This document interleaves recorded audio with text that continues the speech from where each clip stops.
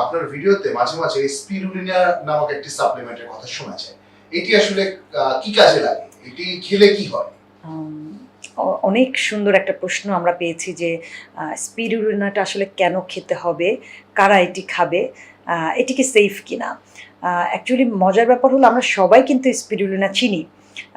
আমরা এটাকে লাল নীল শৈবাল অনেকে নাম জানি, সামুদ্রিক যে শৈবালটা আছে এটাই কিন্তু আসলে স্পিরুলিনা। সো এটা হলো প্ল্যান্ট সোর্স থেকে, যেহেতু প্ল্যান্ট সোর্সের প্রোটিন আমরা বলে থাকি, মোস্টলি যারা ভেজিটেরিয়ান আছে তারা কিন্তু ম্যাক্সিমাম প্রোটিনটা এখান থেকে ইনটেক করার চেষ্টা করে। This is very high protein. এবং যারা মাসেল বিল্ড করতে চায়, এনার্জেটিক থাকতে চায়, রোগ প্রতিরোধ ক্ষমতা বাড়াতে চায়, তাদের জন্য স্পিরুলিনা আসলেই একটা সুপার ফুড। এবং রিসেন্ট অনেকগুলো রিসার্চে অনেকগুলো বিষয় আসছে, যেমন যারা জাপান এবং কোরিয়াতে অনেকগুলো জায়গায় দেখা গেছে যে স্তন্যদায়ী মা বা অর্থাৎ জানি ব্রেস্ট ফিডিং করান, যে ব্রেস্টের মিল্ক সাফিসিয়েন্ট আকারে হয়, সেটা যারা স্পিরুলিনা কন্টিনিউ করেন, অনেকে এটাকে পাউডার আকারে সেল করেন, অনেকে ট্যাবলেট আকারে করেন। যারা স্মেল নিতে পারেন না তারা আসলে ট্যাবলেটটাই খায়, যারা স্মেলটা নিতে পারেন তারা পাউডারটা খায়। পাউডারটা সবসময় মোর দেন অর্গ্যানিক থাকে ট্যাবলেট থেকে। ট্যাবলেটই যখন করা হয় তখন একটু সিনথেটিক হয়, বাট ভালো, যেহেতু এটা প্ল্যান্ট সোর্স থেকে হয়, এটি ন্যাচারাল এবং ফ্রেশ সোর্স, এর কোনো সাইড এফেক্ট কিন্তু সাধারণত থাকে না, যদি না কারো অ্যালার্জি থাকে। এবং খুব রেয়ার ক্ষেত্রে কিন্তু আমরা স্পিরুলিনার অ্যালার্জিটা পেয়েছি। অনেকে আছে যে খুব দুর্বল ফিল করে, এত বেশি ক্লান্তি লাগে, তার ভালো লাগে না, এই ধরনের কথা বলে থাকে। অনেক সময় আমাদের খাদ্য তালিকায় খুব বেশি ন্যাচারাল এবং ফ্রেশ ফুড না থাকার কারণে আমরা দুর্বল ফিল করি। সেক্ষেত্রে স্পিরুলিনা আপনাকে অনেক অনেক সহায়তা করবে। যারা অ্যাথলেটস, প্রতিদিন খেলাধুলা করেন, অনেক বেশি কাজ, অনেক বেশি লোড থাকে যাদের, তাদেরকে বলবো আপনার খাদ্য তালিকার মতো স্পিরুলিনা আপনার দৈনিক খাদ্য তালিকায় থাকতে পারে। এটি আপনাকে এনার্জেটিক করবে, আপনার স্কিন, চুল সবগুলো জায়গায় কিন্তু আপনাকে ভালো রাখবে, বডির হরমোনটাকে ব্যালেন্স করে থাকে। আমি খুব বেশি সাজেস্ট করি যারা থাইরয়েডের পেশেন্ট অর্থাৎ হাইপোথাইরয়েডে যারা ভুগে থাকেন, তারা খুব লেস অ্যালার্জেটিক হয়ে থাকেন, তাদের জন্য স্পিরুলিনা একটা সুপার ফুড। অর্থাৎ আয়োডিন সাপ্লিমেন্ট করে, এটাতে আয়োডিন, আয়রন, প্রোটিনের একটা সমারোহ থাকে। সো একটা খাবার থেকে কিন্তু আপনি অনেকগুলো সাপোর্ট পেয়ে যাচ্ছেন।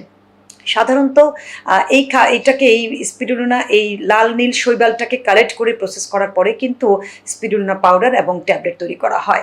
বিভিন্ন কোম্পানি বিভিন্নভাবে তৈরি করে থাকে, অবশ্যই ব্র্যান্ড ওয়াইজ এর মানটা ডিপেন্ড করে থাকে এবং প্রতিটা বয়সের সাথে ডোজটা অ্যাডজাস্ট করে থাকে। যারা আন্ডার ওয়েটে ভুগে থাকেন তাদেরকে আমরা একভাবে অ্যাডজাস্ট করি, যারা ওভার ওয়েটে ভুগে থাকেন তাদেরকেও কিন্তু স্পিরুলিনা আমি অ্যাডজাস্ট করে থাকি। চুল পড়া রোধ করা থেকে শুরু করে অনেকগুলো ফাংশন যেহেতু স্পিরুলিনা করে থাকে, তাহলে কেন আমরা আমাদের খাদ্য তালিকার পাশাপাশি স্পিরুলিনাকে নিব না? বছরে অন্তত 3 থেকে 4 বার স্পিরুলিনা সাপ্লিমেন্ট চাইলেই আমরা করতে পারি। এটি একেবারেই ফুড সাপ্লিমেন্ট, অর্থাৎ আমরা খাবার থেকে কিন্তু আয়রন পাচ্ছি, আয়োডিন পাচ্ছি, আমরা প্রোটিনও পাচ্ছি। কিন্তু বলেছি যে অনেক সময় পর্যাপ্ত পরিমাণ প্রোটিন আমরা গ্রহণ করতে পারি না, বা আমরা সবসময় অ্যানিম্যাল প্রোটিন থেকেই সবচেয়ে বেশি প্রোটিন নিয়ে থাকি। তাদের জন্যই বলছি যে আপনি প্ল্যান্ট সোর্সের এটিকে নিয়ে দেখতে পারেন। এটি খুবই খুবই এনার্জি লেভেলটাকে বুস্ট করে দেয়, রোগ প্রতিরোধ ক্ষমতাটাকে বাড়িয়ে দেয়।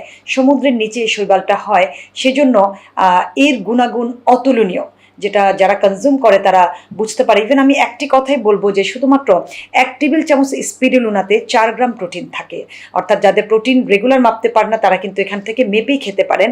এছাড়াও vitamin B1, B2, copper, iron, magnesium, potassium, antioxidant এবং মোটামুটি সব ধরনের নিউট্রিয়েন্টই কিন্তু শুধুমাত্র স্পিরুলিনাতে থাকে। এছাড়া ওমেগা-3 এবং ওমেগা-3-6 1:1.5 রেশিওতে থাকে কিন্তু এই শুধু স্পিরুলিনাতে। তাহলে সেখান থেকে কিন্তু আমরা গুড ফ্যাটও পাচ্ছি এবং এই শৈবাল সাপ্লিমেন্ট আকারেই সবচাইতে বেশি গ্রহণযোগ্য হয়।